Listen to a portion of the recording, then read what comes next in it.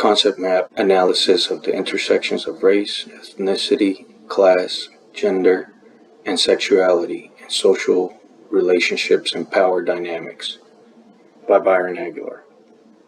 I believe that the origin of these interactions is the fact that our society has been based on a patriarchy. So let's take a look at that to begin with. A patriarchy is a society that is dominated by males, such as our own, and the rest of the societies in the Americas. This is the basics for the dynamics between race, ethnicity, and sexuality in contemporary society in the United States. In modern American society, certain physical attributes are valued more than others, allowing them to be utilized as a type of currency in power dynamics. These practices are rooted in colorism.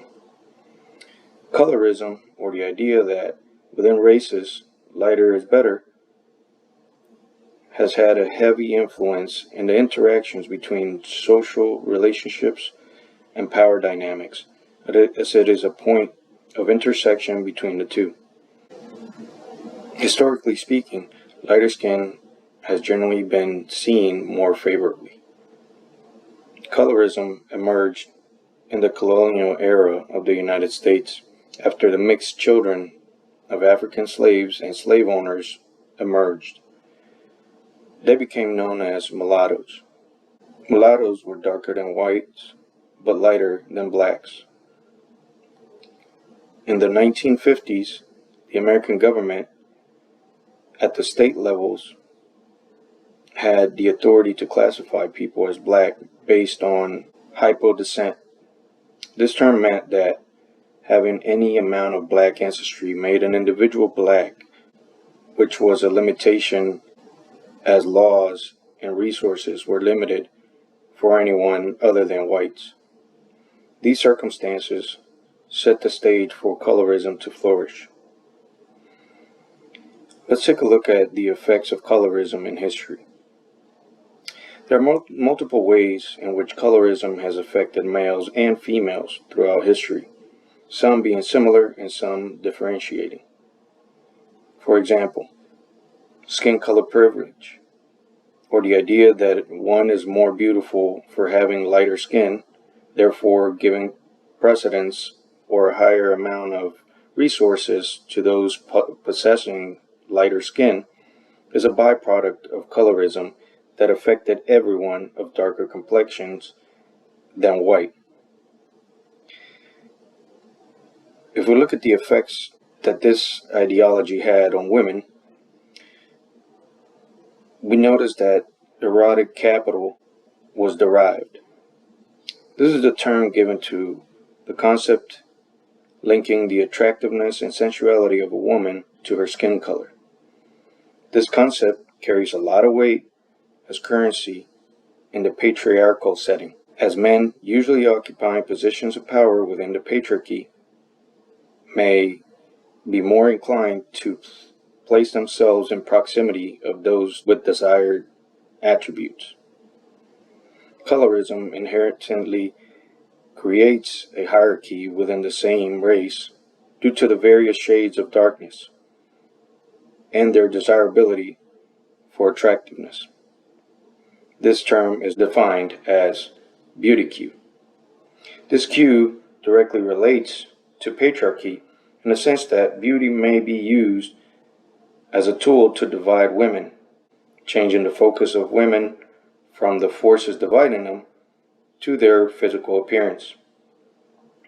Now let's take a look at how these ideas affected men. Colorism has not only affected women, as it resulted in skin color stratification, meaning that important resources such as societal status and income are distributed unequally in accordance to skin color. One example of skin color stratification is the disproportionate judicial punishment based on skin color. According to a study conducted in 2007 by Hochschild and Weaver, darker skinned individuals generally have longer prison sentences and hold lower job statuses than lighter skinned people. In a similar manner, in Latin America, we can see that ethnicity played a role. In Latin America, the Spaniards developed a caste system for their colonies called castas. This system was not based on color, but generally speaking, the more Spanish ancestry equated to the lighter skin and the higher status. This system classified individuals based on their ancestry and determined people's social and legal rankings. Españoles, for example, were the Spaniards. Indios were indigenous people. Mestizos came from a Spaniard parent and one indigenous parent. Castizos were those with one mestizo parent and one Spanish parent. Mulattoes were those who had one African parent and one Spanish parent. This system also has had lasting effects in American society as immigration from Latin America to the United States has increased.